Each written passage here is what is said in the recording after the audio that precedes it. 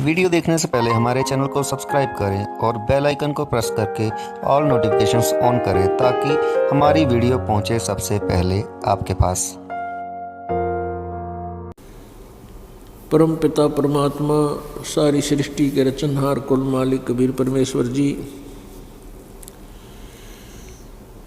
अपनी प्यारी आत्माओं को यथार्थ ज्ञान देने के लिए इस काल के लोक में आते हैं।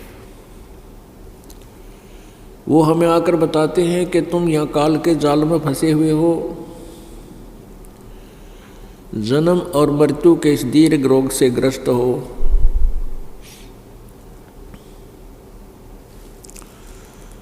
आप अपने लोक को भूल चुके हो जहाँ से तुम आए थे। इस काल भगवान ने इस ब्रह्म अर्थात ज्योति निरंजन इस काल ने आप जी को मिसगाइड किया हुआ है, आपको धोखे में देकर रखा हुआ है। आपको यहाँ एक झूठे लालच में फंसा कर रखा हुआ है और आपके ऊपर इस त्रिगुणमयी माया का विशेष प्रेशर है, दबाव है। ये आपके बस की बात नहीं है कि आप यहाँ से अपना हृदय हटा सको। उसके लिए परमात्मा ने आके एक जड़ी बताई है। इस काल के दबाव को अपने ऊपर से हटाने के लिए परमेश्वर कबीर जी ने हमें एक तरीका बताया है, विधि बताई है। उसको हम सही ढंग से पालन करते हुए, उसी विधि से अपनी धार्मिक क्रियाओं को करते हुए हम इस काल के प्रेशर को भी, दबाव को भी हटा सकते हैं और अपने उस स्थान को भी पा सकते हैं जहां हम कभी मरते नहीं थे। यहाँ पर हमारी जन्म और मृत्यु सभी की है, चाहे कोई भी है। यहाँ ब्रह्मा जी हैं, विष्णु जी, शिव जी, ये भी जन्मते और मरते हैं। इनको भी यही रोग लगा हुआ है, जन्म और मृत्यु का। और जब तक हमारा जन्म और मृत्यु का ये सिलसिला, ये झंझट समाप्त नहीं होगा, हम सुखी नहीं हो सकते। परमात्मा कबीर जी ने आगे हमें समझाना चाहा है कि यहाँ कोई प्राणी सुखी नहीं है। निर्धन ये सोचता है मेरे पास धन हो जाए मैं सुखी हो जाऊं, लेकिन धनी व्यक्ति कभी सुखी नहीं हो सकता। वैसे तो इस काल के 21 ब्रह्मांड में, इस ज्योति निरंजन ब्रह्म भगवान के 21 ब्रह्मांड में कहीं सुख नाम की वस्तु नहीं है, लेकिन हम यथार्थ सुख से परिचित नहीं है, इसलिए हमने इस झूठे सुख को ही सुख मान लिया। परमेश्वर कबीर जी ने बताया है कि झूठे सुख को सुख कहे, ये मान रहा मनमोद, ये सकल चबीना काल का, कुछ मुख में कुछ गोद। निर्धन सोचता है मैं धनवान हो जाऊं तब सुखी होऊंगा। धनवान को सपने में भी सुख नहीं होता। धनवान सोचता है कि ये राजा लोग सुखी होंगे, राजा लोग इनसे भी महादुखी होते हैं। एक परिवार का मुखिया जिसमें 5-6 सदस्य ही होते हैं, उनकी व्यवस्था में, पालन पोषण में, उनके गर्मी सर्दी के कपड़े, ब्याह शादी, इसी व्यवस्था में कितना परेशान रहता है, कितना बिजी रहता है, वो सुखी नहीं होता। और एक बहुत बड़े अक्षेत्र का मुखिया, राजा जो है प्रजा का पिता होता है, और राजा को स्वाभाविक होता है कि उसकी जनता दुखी ना हो। क्योंकि जनता दुखी होकर के फिर विद्रोह कर देती है। उसकी एक मजबूरी होती है जनता को सुख खुश रखूं, उसको पूरी सुविधाएं दूं ताकि वो मेरा विरोध ना कर ले। तो इस कारण से राजा सारा दिन रात दुखी रहता है, क्योंकि एक छोटे से परिवार का मुखिया कितना दुखी होता है उनकी व्यवस्था में, और राजा तो फिर बहुत बड़े क्षेत्र का प्रबंधक हो गया। तो यहाँ परमात्मा कहते हैं राजा ये सोचता है कि स्वर्ग के देवता ही सुखी होंगे। स्वर्ग के देवताओं को भी कोई सुख नाम की चीज़ नहीं है। जिसको वो सुख मानते वो सुख नहीं, कुबद है। वो कुबद करते हैं। जैसे स्वर्ग में चले गए, स्वर्ग में क्या वस्तु है? अच्छे नाच गाने, नंगे नाच, सारे उल्टे कर्म। अपनी कमाई तो यहाँ से पुण्य करके ले गए थे, वहाँ बैठकर उनको बर्बाद कर लेते हैं और फिर आकर के पशु योनि में, पक्षी की योनि में यहाँ फिर कष्ट उठाते हैं। अब देवता लोग समझते हैं इंद्र सुखी होगा, इंद्र देवताओं का राजा है। लेकिन इंद्र के जीवन से आप परिचित हो जाओगे तो सपने में भी इंद्र की गद्दी राज्य की आप इच्छा नहीं करोगे, क्योंकि इंद्र अपने शासन काल को पूरा करके जब मृत्यु को प्राप्त होता है वो सीधा गधे के शरीर को प्राप्त करता है, गधा बनता है। तो बताओ उसका क्या करेंगे हम? अब उस स्वर्ग के राज ने भी के चाटेंगे। अपने जो पुण्य थे वो तो राज के करके वहाँ बकवाद करके, क्योंकि राजा भी, इंद्र भी स्वर्ग सुखी नहीं है। इन पुराणों के अंदर देखिएगा, इंद्र के ऊपर, देवताओं के ऊपर राक्षसों ने दावा बोल दिया और राजा भी ना, इंद्र भी राज छोड़ कर भाग गया, गद्दी जा छुपा किते गुफाओं में, धक्के खाता इंडिया। यहाँ सारे मार मार हो रही है। अब इंद्र सोचता है कि ब्रह्मलोक में गए हुए साधक वो ही सुखी होंगे। ब्रह्मलोक एक उच्च क्वालिटी का, उच्च स्तर का रेस्टोरेंट है, वहाँ और ज़्यादा बकवाद है। एक समय मार्कंडे ऋषि तपस्या कर रहा था, तप कर रहा था। इंद्र को एक चिंता लग जाती है, इंद्र को एक इंस्ट्रक्शन दी जाती है स्वर्ग के राजा को कि तेरे शासन काल में यदि किसी ने इंद्र की गद्दी प्राप्त करने योग्य धार्मिक अनुष्ठान कर लिए तो तेरे को बीच से ही गद्दी से वंचित कर दिया जाएगा, राज्य से रहित कर दिया जाएगा। उसके लिए इंद्र क्या करता है कि कोई ऐसी साधना ना कर ले, उसकी साधना को खंड करवाता है।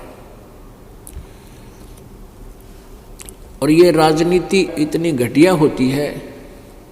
राज्य को सुरक्षित रखने के लिए राजा ना जाने कितने घटिया स्तर पर उतर जाता है, ना जाने कितने जुल्म या घटिया स्तर के कर्म भी करने को तैयार हो जाता है।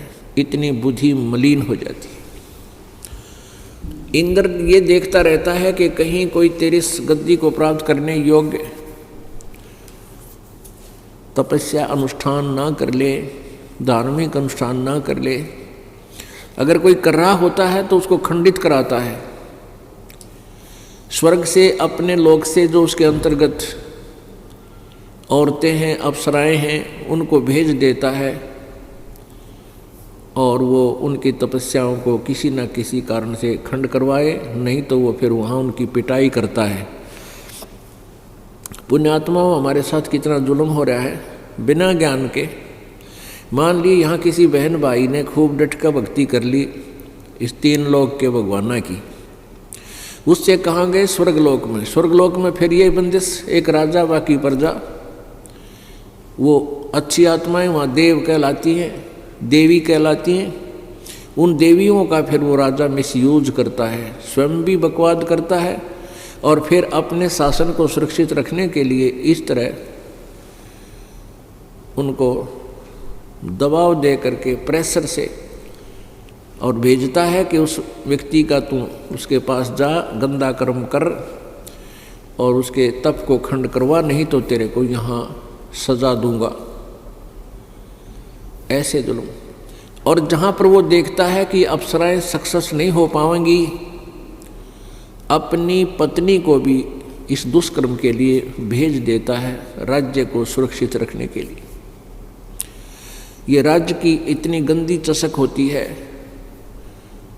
परमात्मा कहते हैं आपको जब ये ज्ञान होगा, सतगुरु मिले तो इच्छा मेटे पद्मल पदे समाना, कोई संत मिलेगा तो यहाँ से ऐसे ज्ञान दे करके आपकी बुद्धि को हटा करके सतलोक में जोड़ेगा। और जहाँ आशा ता बासा होई, मन कर्म वचन सुमरियो सोई। इंद्र ने एक अप्सरा भेजी मार्कंडे गोसाई, ऋषि मार्कंडे गोसाई की जो ना तपस्या को भंग कराने के लिए। उस उर्वशी ने बहुत सुंदर हार श्रृंगार किया, पूरे शरीर के ऊपर सुंदर सुगंधित लेप किया और वहाँ मार्कंडे ऋषि जहाँ बैठे तप कर रहे थे उसके सामने डांस करने लगी और अपनी सिद्धि से वहाँ एक ऐसा माहौल बना दिया, ऐसा वातावरण बना दिया, बहुत सुंदर, ना गर्मी ना ठंड, सर्दी रही, बसंत जैसा मौसम बना दिया और वहाँ डांस करने लगी।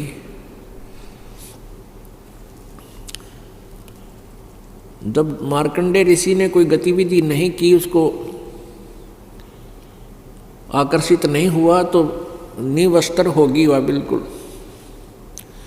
तो मार्कंडे ऋषि ने कहा कि हे बेटी, हे माई, हे बहन, यहाँ किस कारण आई, अपना उद्देश्य बता। तब उर्वशी ने शर्मिंदा होकर के कपड़े पहने और कहा कि हे मार्कंडे गोसाई, आपकी समाधि, आपकी ध्यान, आपकी समाधि कौन से लोक में रहती है, मैं नहीं समझ सकी।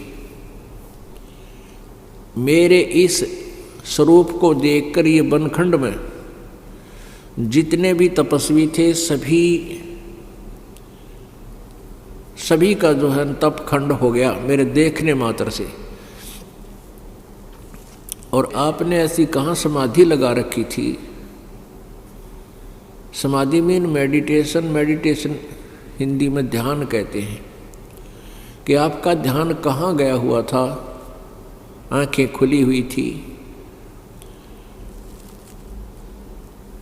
मार्कंडे ऋषि ने कहा कि आपसे कोई सुंदर हो उसको भेज। और मेरी जहाँ समाधि थी, समाधि क्या होती है, जैसे एक दूरबीन होती है सूक्ष्मदर्शी, वो दूरबीन की रेंज होती है। ये भक्ति की शक्ति से हमारे अंतःकरण में वो व्यवस्थित हो जाती है। जितनी भक्ति करते हैं उतनी ही हमारी समाधि की रेंज बढ़ती चली जाती है। तो समाधि में जैसे आंखें यहाँ खोलो या बंद रखें, ध्यान हमारा कहीं और पहुँच जाता है। जैसे हम कहीं गए हों, कभी देखा हो कोई स्थान, हम यहाँ बैठे हैं, आंखें खुली हैं, हमारा ध्यान वहाँ पहुँच जाता है, उस गांव में, नगर में, रिश्तेदारी में और उन मकानों में घूम आता है, कहाँ बैठा था, किससे बातें की थी, ऐसे ये ध्यान है। तो ये तो एक वैसे ध्यान है, मन घूम आया। एक ऐसी स्थिति होती है कि यहाँ बैठा ऊपर के लोगों को या दूर देश में यहाँ पर भी वो देख सकता है कौन व्यक्ति कहाँ बैठा है, और ऐसे यहाँ बैठा उसकी आत्मा, वो समाधि बोलते हैं, वहाँ पहुँच जाती है। तो उसने बताया कि मेरी समाधि में जहाँ मेरा ध्यान गया हुआ था, जहाँ मैं नाच देख रहा था। पुण्यात्माओं, एक कंसेप्ट को क्लियर करने के लिए बहुत सी जो ना आपको ज्ञान बताने पड़ेंगे, बहुत सी जो है प्रमाण देने पड़ेंगे। अब समाधि कैसे लाई जा सकती है?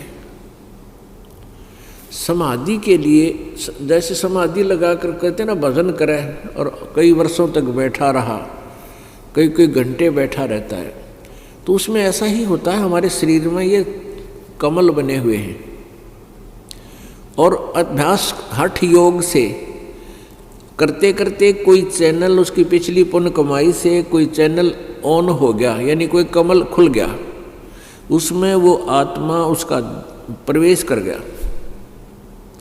शरीर यहीं पर है, वो अपने ही शरीर में अंदर से ही उस टीवी पर देखता देखता अंदर घुस जाता है और उस कमल में, यानी जैसे गणेश जी के कमल में, मूल कमल में प्रवेश हो गया, उसके लोक में समाधि पहुंच गई ऑटोमेटिकली। और वहाँ जो हो रहे हैं नाच गाने, कोई भी क्रिया, किसी प्रकार का कोई राज का पाठ का कोई व्यवस्था, गण हैं वह बैठे हैं, बातें कर रहे हैं, कोई कहीं कुछ हो रहा है, कहीं कुछ हो रहा है, जैसे इस लोक में चल रहा है, ऐसे वो देखता रहता है। उसको पता ही नहीं होता तू यहाँ बैठा है कितनी देर होगी। नहीं तो बैठ नहीं सकता ये मन, 1 मिनट भी ना बैठने दे, 10 मिनट में कोई न कोई मरोड़ी लगा देगा, चल वहाँ चलते हैं, ऐसा देखते हैं, ऐसा करते हैं। जैसे फिल्म देखते हैं, 3 घंटे होते हैं और 3 घंटे का पता नहीं लगता देखनिया ने, यदि उनके अनुकूल होता हुआ। तो इसी प्रकार ये अंदर एक फिल्म देखते रहते हैं और इस कारण से ये काफ़ी वर्षों तक न्यों बैठा करते, और उस बैठे रहने से इनको तप बन जाता है। और कभी याद आ जाता है तो ये मंत्र का जाप भी करते हैं। इन दोनों का मिला जुला जो संयोग है, इनको स्वर्ग में प्राप्त होता है। जिसने ज़्यादा समाधि मेडिटेशन यानी हठ योग किया, तप किया, तो उसको इंद्र बना दिया जाता है, स्वर्ग का राजा भी बन जाता है। ओम नाम का जाप साथ में ये हठ योग करने वाले पहले ब्रह्मलोक में जाते हैं और ब्रह्मलोक के बाद फिर ये पृथ्वी पर राज्य प्राप्त करते हैं और उसके बाद 84 लाख योनियों में धक्के खाते हैं। तो मार्कंडेय ऋषि कह रहा कि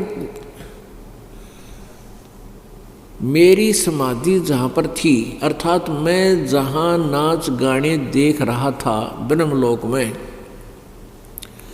वहाँ नाचने वाली अप्सराओं की तेरे जैसी तो वहाँ 7 नौकरानी थी, 7, उनके पैर धोने वाली। तो मैं तो उनके डांस देख रहा था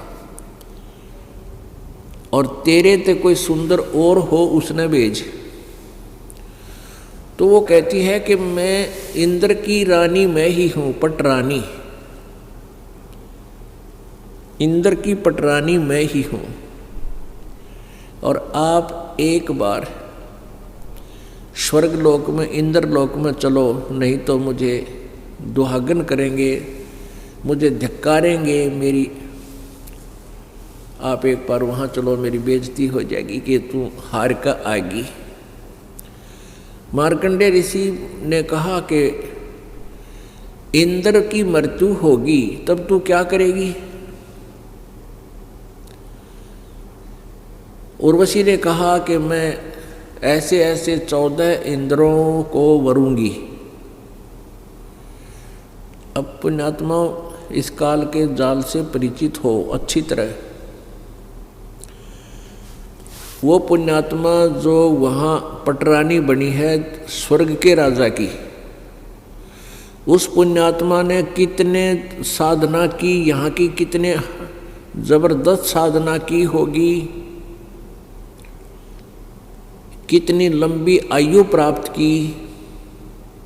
कहती है 14 इंद्र वरूंगी मैं और फिर मरूंगी। एक इंद्र का शासनकाल 72 चतुर्युगी, 72 ये जो चतुर्युगी किसे कहते हैं, सतयुग, त्रेता, द्वापर, कलयुग, इन चारों युगों का जो पीरियड है इसको चतुर्युगी कहते हैं। ये कितना होता है? 43,20,000 वर्ष।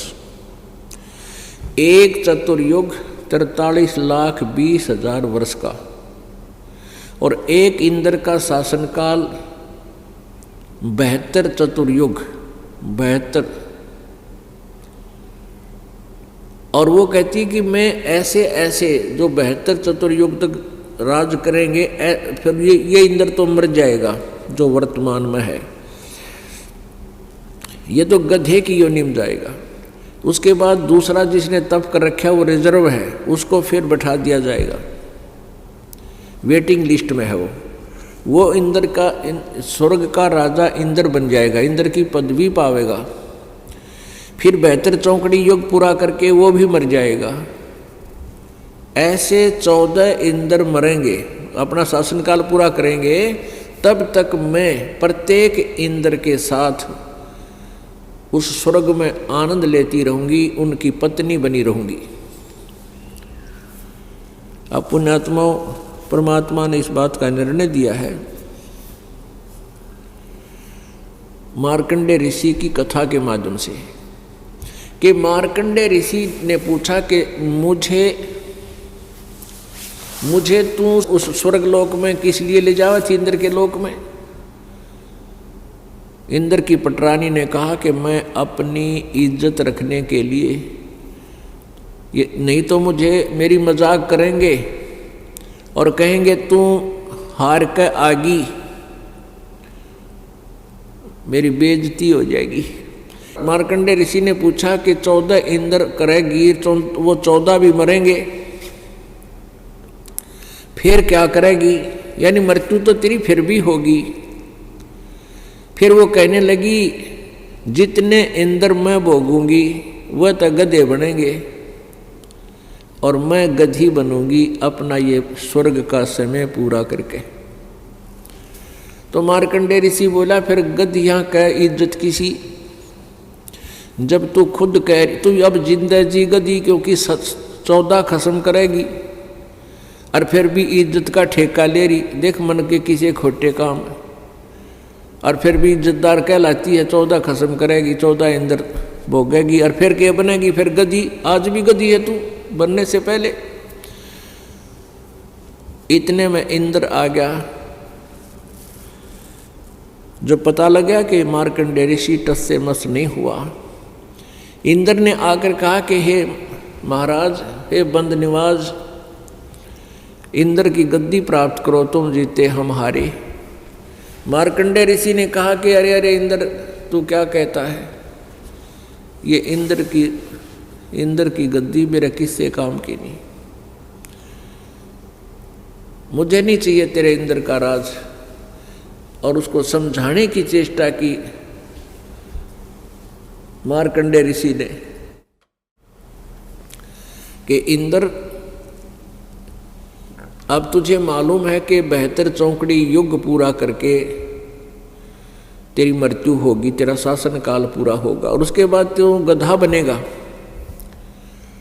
आजा, मैं तुझे एक ऐसा मार्ग बताऊंगा, ऐसी भक्ति दूंगा, तू अमर हो जाएगा, तो फिर तेरी मृत्यु नहीं होगी। अब मार्कंडेय ऋषि ने कहा कि आजा, तुझे ब्रह्मलोक की साधना बता दूं।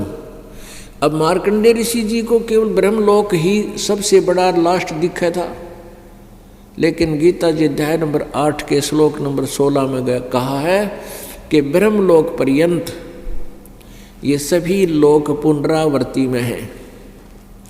पुनरावर्ती माने बार बार जन्म मृत्यु होती है। इसको महास्वर्ग भी बोलते हैं, ब्रह्मलोक भी बोलते हैं। ब्रह्मलोक में गए प्राणी भी अपने पुण्यों को समाप्त करके, पुण्यों के अक्षीण होने पर वो फिर इस मृत लोक में आते हैं, नरक में भी जाते हैं, लेकिन उनका पीरियड ज़्यादा होता है। ब्रह्मलोक में गए हुए प्राणियों का समय बहुत ज़्यादा हो जाता है। वहाँ पर भी इस बात पर निर्भर करती है कि जिसने अधिक साधना कर रखी है ओम नाम की या गहन किए हैं, तो उसका शासन काल एक ब्रह्मा की मृत्यु तक भी रह जाता है, प्रत्येक का नहीं, विशेष का। तो मार्कंडेय ऋषि ने यही सोच रखा था कि वहां जाने के बाद 36,000 बार उत्पत्ति और प्रलय होती है इस एक ब्रह्मांड की। 36,000 बार तब तक वहां रहा जा सकता है ब्रह्मलोक में, लेकिन मृत्यु फिर भी होगी। तो पुण्यात्माओं, परमेश्वर कबीर जी ने आकर हमें यह ज्ञान दिया है, स्वयं ही आकर हमें यह ज्ञान बताया है कि इस जन्म मृत्यु के रोग से छूटने के लिए आप जी को मेरे द्वारा यानी कबीर परमेश्वर जी द्वारा बताई गई साधना का अनुसरण और उसका पालन करना होगा। फिर तुम्हारी मृत्यु कभी नहीं होगी, सतलोक चले जाओगे। भाई जो गुरु बचन पे डट गे रकट गे फंद 84 के। भाई जो गुरु बचन पे डट गे रकट गे फंद 84 के।